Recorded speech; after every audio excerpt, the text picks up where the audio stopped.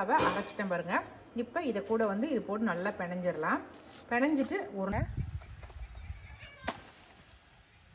வெட்டிட்டார் பார்த்தீங்களா, ஒரே செகண்டில் வெட்டிட்டார் உருண்டைகளை. அதுக்கப்புறம் சாயந்தரம் தம்பி வரும்போது நம்ம சுட்டு கொடுத்தோமா சூப்பராக இருக்குங்க. அந்த ஓடாததை எடுத்து ரிப்பேர் பண்ணி மாட்டணுங்கிற எண்ணம் ஏன் வரல? அதான் இதுக்குள்ளே இருக்கிறதா விதைகள். அது முத்துன விதைகளாக இருந்தால், இந்த மாதிரி கொஞ்சம் நல்லா தடிமனான விதைகளாக இருந்தால் மட்டும்தான். கொசு அவ்வளோதான், முடிஞ்சது, வேலை முடிஞ்சிருச்சு, எல்லாம் எடுத்து வச்சாச்சு, அவ்வளோதான் முடிஞ்சது.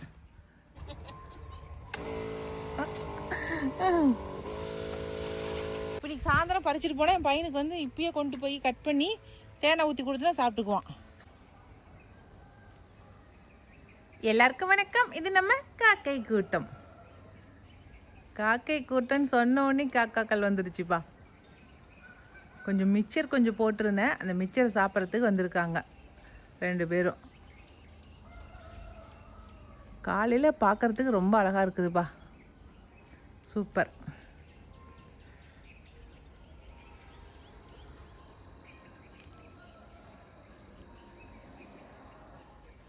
ஓகே, இன்னைக்கு விகாஸ் தம்பியை ஸ்கூலுக்கு அமுச்சு விட்டா அதுக்கப்புறம் வீடியோவை கண்டினியூ பண்ணலாம்.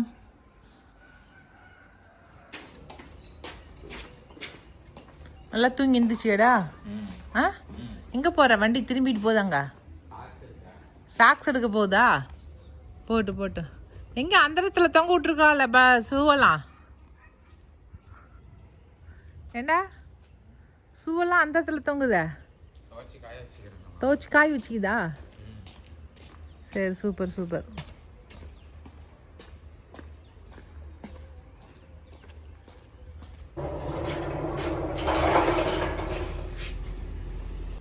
டே, லஞ்ச் எடுத்துக்கிட்டியா? ஆ சரி, பாய்.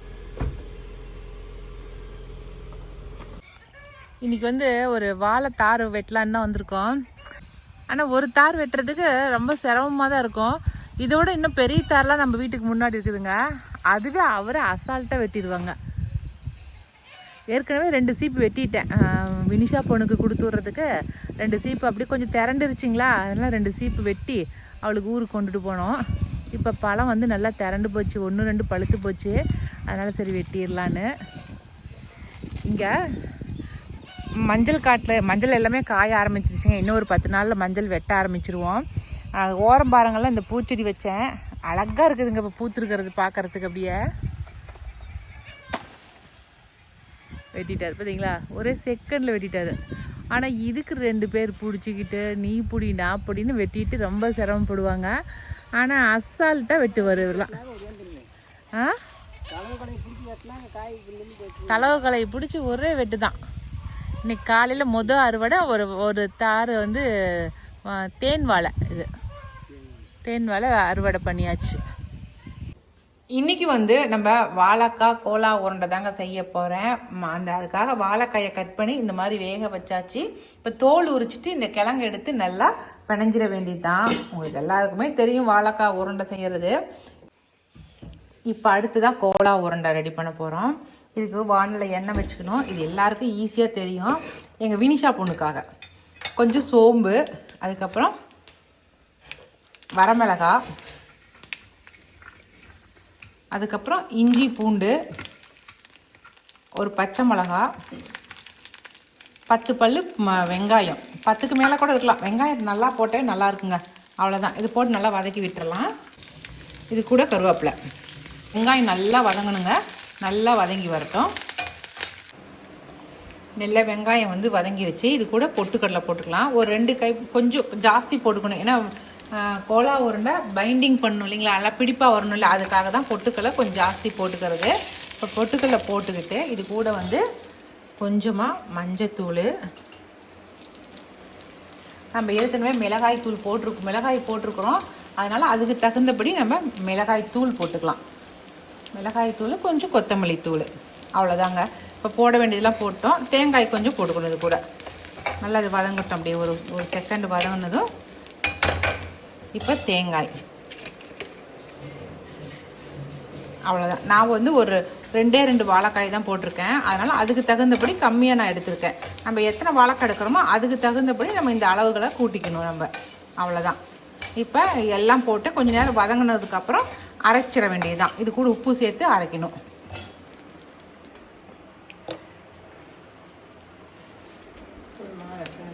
போதும் எடுத்து ரசத்தை. அவ்வளோதாங்க. இப்போ இதுக்கு கோலா உருண்டைக்கு மசாலா ரெடி ஆயிடுச்சு. இப்போ இதை நம்ம மிக்சியில் போட்டு நல்லா அரைச்சி எடுத்துக்கலாம். ரொம்ப நைஸெல்லாம் அரைக்க வேண்டியதில்லை, குறைன்னு அரைச்சமா கூட போதும். இது வந்து வாழைக்காய் கேரட் திருகிற மாதிரி திருகியாச்சு.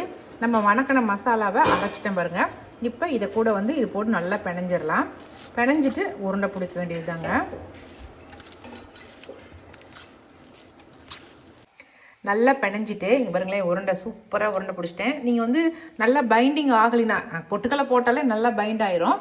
உங்களுக்கு அப்படி ஆகலை அப்படின்னாக்கா கொஞ்சமாக ஒரு ஸ்பூன் வந்து கடல மாவு போட்டுக்கலாம். ஒரு ஸ்பூன் கடல மாவு போட்டுக்கிட்டிங்கனாக்கா சூப்பராக உங்களுக்கு பிடிக்கிற அளவுக்கு வந்துடும். நல்லா உருண்டைகள் பிடிச்சாச்சு. நீங்கள் வந்து ரொம்ப சிம்மில் அடுப்பு வைக்காதீங்க, ரொம்ப ஹைலியும் வைக்காதீங்க. நார்மலான சூடில் நம்ம வந்து போட்டு பொறுமையாக பொரிச்சு எடுக்கணும். ஏன்னா ரொம்ப ஹையில் வச்சிட்டோமாக்கா உடனே வந்து வெந்து போயிடும். மேலே வெந்து போயிடும், உள்ளே வந்து இதாகாது, வேகாமல் இருக்கும். மேலே மட்டும் கலர் மட்டும் சேஞ்ச் ஆகிருக்கும். அதனால் நல்லா பொறுமையாக வேக வச்சு எடுக்கலாம்.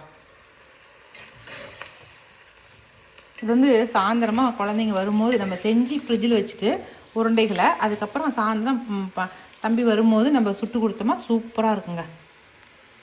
ஒரு சாஸ் வச்சு கொடுத்தோமா சாப்பிட்றதுக்கு. இதில் வாழைக்காய் தான் போட்டிருக்கோமானே தெரியாது, அவ்வளோ சூப்பராக இருக்கும். அவ்வளோதாங்க, சூப்பராக ரெடி ஆகிடுச்சு பாருங்க. கலரே பார்க்குறதுக்கு எவ்வளோ அழகாக இருக்குல்ல. நான்வெஜ் சாப்பிடாதீங்களா, இதை வந்து கோலா உருண்டையாக நினச்சி சாப்பிட்டுக்கணும். மட்டன் கோலா உருண்டை அப்படின்னு நினச்சி நம்ம சாப்பிட்டுக்கலாம். ஓகே, இது கூட கொஞ்சம் சிப்ஸ் பொரிச்சிக்கிறேன்.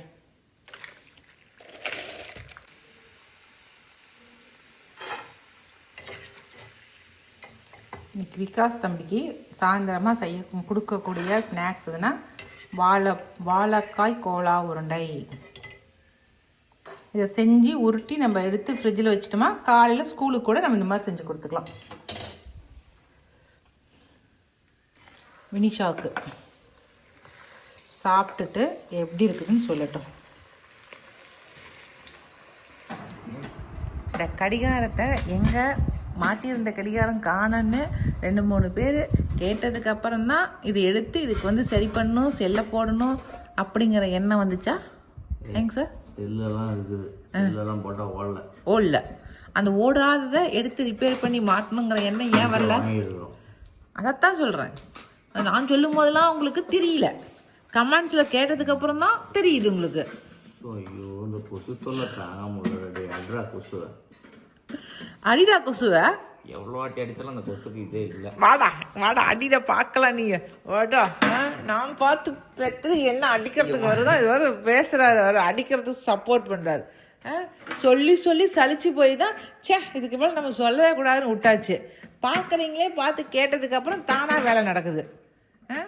ரவ்வுண்டு வேலை, இந்த வேலையை செய்கிறதுக்கு அப்பனும் அவனுக்கு சலுப்பு. திலகாவும் கேட்டு சலிச்சு போயிட்டா. அதை திருப்பி விட்டுருவோம். எங்கே இது முதல்ல லைட் அடிங்க சார், ஒழுங்க கீழே இருக்கிறத ஒன்று சார், சைடில் இன்னும் வரல சார். இன்னும் ஒரு பக்கத்தை ஒன்றே ஒன்று தான் வந்துக்குது இங்கே இருக்குது. அது ஒன்றை மடக்கி விடு, அப்புறம் தள்ளிக்கலாம். இந்த கடிகாரத்துக்கு இத்தனை வேலை செய்கிறதா? நான் கூட செல்லு தான் தீந்து போச்சு போடலன்னு நினச்சேன். ஒன்றுமே கால்வாசி தான் இருந்தது, ஃபுல்லாக வரல. ஒன்றும் ஒன்றுமே கால்வாசி தான் இருந்தது. ஏய், இன்னும் ஒரே நிமிஷத்தில் தூக்கி போட்டு கொண்டு போய் ரோட்டில் உடைக்க போனாங்க. யாரா கையும் விட முடியல, வெங்காயம் இதையும் விட்டுட்டு போங்க, நான் சரி பண்ணி கொடுக்குறேன். கழுத்தில் மாட்டிக்கிட்டாத அப்பயும் பிடிக்க. சரி, நான் பிடிக்கிறேன்டா, பக்கத்தில் வா, நான் பிடிக்கிறேன்டா. அந்த கேமரா பிடிச்சிட்டு இருக்கிறேன்ல, என்ன ஆஃப் பண்ணிட்டு வரேன். ஒரு வழியாக அப்பாவும் பையனும் சேர்ந்து ஏதோ பண்ணி கடைசியாக சரி பண்ணி எடுத்து மாட்டி வச்சுட்டாங்க. இன்றைக்கி வந்து சொரக்காயை அறுவடை பண்ணிடலாம். ஏன்னா ஒரே நாளில் எவ்வளோ பெருசு ஆயிடுச்சு பாருங்க. ஆனால் விட்டால் எவ்வளோ பெருசு வளர்கிறது இந்த சுரக்காய் தாங்க. அதனால் இதை அறுத்து ஆளுக்கு கொஞ்சமாக கட் பண்ணி கொடுத்துடலாம். ஒரு வீட்டாரெலாம் இதை வந்து யூஸ் பண்ண முடியாது. இதையும் அறுத்துருங்கண்ணா, அதையும் அறுத்துருங்க. இது நம்ம இன்னும் 4 அடி சுரக்காய் போட போகிறோமே, அதுன்னு எவ்வளோ பெருசு வரும் ஏங்கண்ணா? ஒரு சுரக்காயை அறுத்தமா நம்ம வீட்டில் வேலை செய்கிற எல்லாருக்கும் ஆளுக்கு ஒரு துண்டு கொடுத்துடலாம். ஆமாம், கில்லுடா கில்லுது. எங்கடா உழுது கிழுந்து போயிடாத, தண்ணி கட்டி இருக்கிறோம்ல. அண்ணா இந்த குழிக்கு வந்து கொஞ்சம் மண்ணு தள்ளி விடுண்ணா அப்படியே அப்பப்பா. எருவு இருக்குதுல்ல, அந்த காய் போட்டிருக்கோம்ல, அம்மாடியோ வெயிட்டா இருக்குது. ஆமா, நல்லா பெருசா இருக்குது. சூப்பர் காய். அடுத்து வர காயில நம்ம சேலுக்கு கொடுத்துக்கலாம். ஃபர்ஸ்ட் நம்ம வீட்டுக்கு. பிரியா, இது கத்தி எடுத்துட்டு வா. போ உங்க இருக்க பாரு, எங்கடி சொரக்காய் பிடிச்சிட்டு கையில வரேன்னு. பாய். தோசையோட கொசு.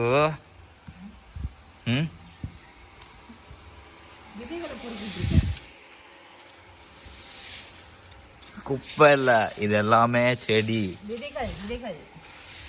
இதுதான் வந்து பெட்ரியா பூவு. இந்த பெட்ரியா பூ காஞ்சி கீழே விழுந்துருச்சுங்க. இந்த விழுந்த அந்த பூக்கள்ல தான் வந்து விதைகள் இருக்குது பாருங்களேன். இதுதான் வந்து விதைகள்.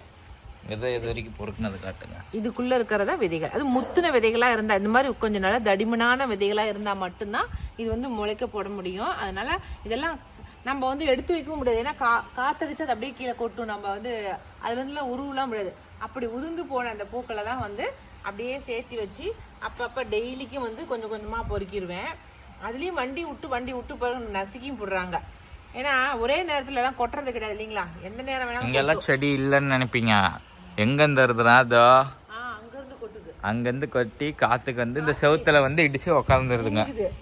சுமதி அம்மா வரட்டுன்னு வெயிட் பண்ணுது. இந்த சுமதி அம்மாவோட தள்ள என்ன தாங்க முடியல. நான் பொறுக்கிட்டு அதுக்கப்புறம் தான் அந்த அந்த காட்டுல தள்ளி விட்டுருவேன். என்கிட்ட தப்பிச்சு போற விதைகள் வந்து அந்த காட்டுக்குள்ள போய் முளைச்சிரும். திலகக்கா வரக்கும்ல சொல்லிட்டேன். இந்த கொஞ்சம் விதை கப்பு எடுத்து இந்த கப்பில் போட்டுக்கலாம். எப்படி ஒரு செடியை உற்பத்தி பண்றதுன்னா அதுக்கு எத்தனை வேலைகள் பார்த்தீங்களா? இது இப்படி விதைகளை வந்து சேகரிப்பு பண்ணி அதுக்கப்புறம் மண் கலவையில வந்து எடுத்து கவர்ல போட்டு அதுக்குள்ள இந்த விதைகளை போட்டு வைக்கணும். அதுக்கப்புறம் தினமும் தண்ணி ஊற்றணும். அதுக்கப்புறம் செடி முளைச்சி வரும். அது ஒரு சைஸ் வந்ததுக்கு அப்புறம் தான் சேல்ஸுக்கு கொடுக்க முடியும். சரிங்களா? இந்த பெட்ரியாலேயே இப்போ நம்ம கிட்ட ஒயிட்ல இருக்குது. நான் காட்டுறேன் உங்ககிட்ட.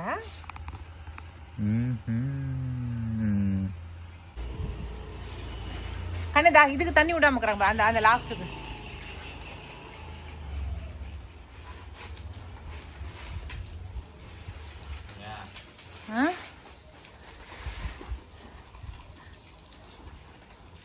இன்னைக்கு சண்டேங்கிறதுனால கொஞ்சம் செடி பதியம் போடுற வேலையெல்லாம் நடந்துச்சிங்களா. அதனால் விகாஸ் தம்பியை கூப்பிட்டு அவங்ககிட்ட கொஞ்சம் வேலை வாங்கியிருக்கேன். நான் வேலை செய்கிறேங்கிறதுக்காகவே வந்து எனக்காக ஹெல்ப் பண்ணிட்டு இருக்கான். இது வந்து மில்க் ஃப்ரூட் செடிகள். நேற்று தான் எல்லாம் நடவு செஞ்சேன். பிடுங்கிட்டு வந்து நட்டு வச்சுருக்கோம். இதெல்லாம் இப்போ தான் இலைகள்லாம் உதிர்ந்து மறுபடியும் துளிர் எடுத்து வரும். துளிர் வச்சு வந்ததுக்கு அப்புறம் தான் சேல்ஸுக்கு கொடுக்க முடியும்.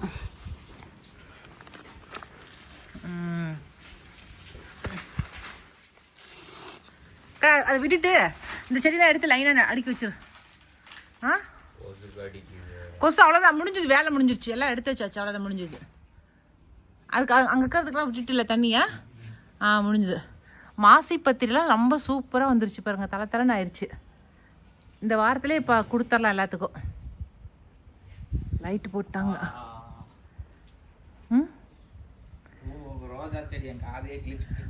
நாளைக்கு அதை கட் பண்ணி பதிவு போடுறேன்.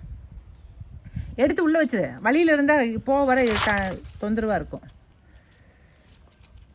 வேலை செய்யறேன்னு வேலை செய்ய வச்சு பெண்ட் எடுக்கிறீங்களே, அவ்வளோதாங்க. ஒரு ஒரு ஒரு உயிரை உருவாக்க இல்லை கண்ணு. ஒரு செடியை உற்பத்தி பண்ணுறதுன்னா அது சும்மா லேஸ்பட்ட வேலை இல்லை கண்ணு. கவர் பெருசாக இருக்குதுங்க, அதனால் தண்ணி விட்டோமா தண்ணி நிற்க மாட்டேங்குது. அதில் அப்படியே கவர் மடங்கிக்குதுங்களா, தண்ணி சரியாக அதில் நிற்கல. அதனால தான் இப்போ கவர் எல்லாத்தையும் மூட்டையாட்டம் சுருட்டி சுருட்டி விட்டோம். இப்போ தண்ணி வந்து அப்படி நம்ம எப்படி எவ்வளோ தண்ணி விட்றோமோ எப்படி விட்றோமோ அப்படி விட்ட வாக்கில் நிற்கும். இப்போ இது 2வது வேலையாக போச்சு எங்களுக்கு. நீ அடுத்த ட்ரிப் வந்து செடி பதியம் போடும்போதே அதை கவரை வந்து சுருட்டி வச்சுக்கலாம். சின்ன கவரு கிடைக்கல, அதனால் இருந்த கவரை போட்டுட்டேன், பதியம் போட்டேன். அதுதான் கண்ணு அந்த கீழே கடலாம் அப்படியே கிட்டே இதை மட்டும் எடுத்து வச்சிரு போதும். தேமோர் கரைசல் தாங்க தயார் பண்ணேன். எனக்கு தெரிஞ்ச மாதிரி நான் தயார் பண்ணியிருக்கிறேங்க. 2 லிட்டர் தயிரில் வந்து 4 லிட்டர் தண்ணி கலந்து 6 லிட்டர் மோராக சிலிப்பியாச்சு. அதை வந்து ஒரு 6 நாள் வந்து அப்படியே மூடி வச்சுட்டேன். 6 நாள் மூடி வச்சுட்டு அதுக்கப்புறம் 2 லிட்டர் தேங்காய் பால், ஒரு 3 தேங்காயை ஆட்டி அதில் ஒரு 2 லிட்டர் தேங்காய் பால் எடுத்து அந்த 2 லிட்டர் தேங்காய் பாலையும் அந்த மோர் கூடயே கலந்தாச்சுங்க. கலந்ததுக்கப்புறம் இப்போ 6 லிட்டர் மோர் 2 லிட்டர் தேங்காய் பால் கலந்தால் 8 லிட்டர் ஆச்சுங்களா. 8 லிட்டர் மறுபடியும் போட்டு நல்லா கலக்கி விட்டு இன்னும் 2 நாள் வந்து நம்ம மூடி போட்டு வச்சிடணும். அப்போ 8 நாள் டோட்டலாக மூடி வச்சதுக்கு அப்புறமேட்டு கிடைக்கிறது தான் தேமோ கரைசல். இப்போ இந்த 8 லிட்டரு தேமோ கரைசலில் 1 லிட்டருக்கு 10 லிட்டர் தண்ணி கலந்து நம்ம செடிங்களுக்கு அடிக்கலாம். அப்படி தான் கலந்து நான் அடிக்க ஆரம்பித்தேன். அடிக்கலாம், செடிக்கு வேர்லேயும் ஊற்றலாம். 2 வேலையுமே நம்ம செய்யலாம். நாங்கள் கொஞ்சம் செடிங்களுக்கு அடிச்சு விட்டுட்டு மீதி தண்ணி கொஞ்சம் வேருக்கு ஊற்றலான்ட்டுக்கிறேன். ஏன்னா மாமரம் பூ பூத்துருக்குது. இந்த சமயத்தில் நம்ம அடித்தோமா கொஞ்சம் பூ கொட்டாமல் இருக்கும். அதனால தான் நான் வந்து முதல்ல வந்து சொரக்காய் செடிக்கு தாங்க அடித்தேன். ஏன்னா சொரக்காய் வந்து பூக்கள் வந்து பூக்குது, ஆனால் காய் வந்து பழுத்து பழுத்து கொட்டி போயிடுதுங்களா. அதனால் அப்படி பழுத்து கொட்டாமல் இருக்கணும் அப்படிங்கிறதுக்காகவே வந்து முதல்ல சொரக்காய் செடிக்கு அடித்தேன். 2வது வந்து ரங்கோன் பழத்துக்கு தான் அடித்தேன். லங்கோன் இருக்குது இல்லைங்களா, அந்த சின்ன சின்ன சப்போட்டா பழம் மாதிரி இருக்குது இல்லைங்களா, அந்த செடிக்கு அந்த மரத்துக்கு அடித்தேன். அந்த பழம் நல்லா பழுக்கட்டும் அப்படிங்கிறதுக்காக. அடுத்ததான் நம்ம அத்தி பழங்க. எனக்கு இந்த அத்தி மரத்தில் நிறைய காய்க்க வைக்கணும்னு ரொம்ப ஆசைங்க. அதனாலேயே அந்த பழத்து மேலேயே அடித்து விட்டேன். அதுக்கப்புறமேட்டு வந்து மாமரத்துக்கு அடித்து விட்டேங்க. ஏன்னா பூ எடுத்துருக்குது மாமரம். மெயினாக மாமரத்துக்காக தான் இந்த கரைசலையே நான் ரெடி பண்ணேன். அடுத்ததான் மாமரத்துக்கு எல்லாத்துக்கும் அடித்து விட்டுட்டேங்க. இந்த மாதிரி காய்க்கிற மரங்களுக்கு மட்டும்தான் நான் அடித்து விட்டுருக்கேன். இன்றைய சமையலும் சரி, தோட்டத்து வேலைகளும் சரி இனிதே நிறைவடைந்து விட்டது. இந்த வீடியோ உங்களுக்கு பிடிச்சிருக்குன்னு நான் நினைக்கிறேன். அப்படி உங்களுக்கு பிடிச்சிருந்துச்சுனாக்கா லைக் பண்ணுங்கள். மறக்காமல் நம்ம காக்கை கூடத்துக்கு சப்ஸ்கிரைப் பண்ணிடுங்க. இனி அடுத்த ஒரு புது வீடியோவில் நம்ம மறுபடியும் சந்திக்கலாம். பாய்.